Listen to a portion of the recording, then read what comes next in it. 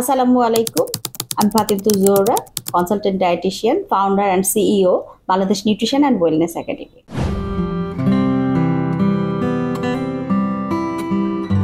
আপনারা প্রায়ই অনেক কোয়েশ্চেন করেন, আসলে কোয়েশ্চেনের আনসারগুলো ওইভাবে দেওয়ার সুযোগ হয়ে ওঠে না।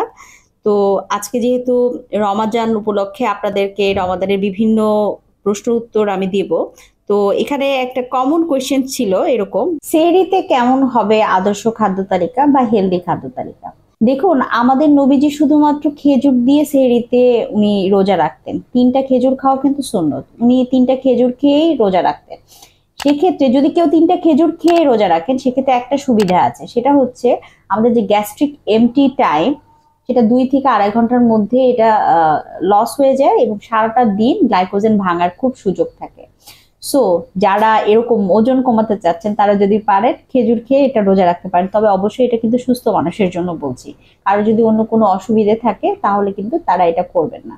এছাড়া আমাদের যে দেশীয় যে খাবারগুলো, যেমন তার মধ্যে খুব বেশি প্রোটিন বা স্পাইস ফুডগুলো না রেখে মাছ, পানসে জাতীয় যে সবজি অর্থাৎ লাউ, পেঁপে, জালি কুমড়া, ঝিঙে, ধুন্দুল, এগুলোর যে তরকারি, সেই তরকারি দিয়ে খেলে আপনার একটু কমফোর্ট ফিল হবে।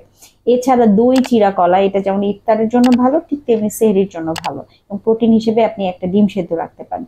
শুধু ডিম সেদ্ধ, কলা, কয়েকটা বাদাম, চিয়া সিডের 1 গ্লাস শরবত, এটা কিন্তু হতে পারে আপনার জন্য আদর্শ সেহরি।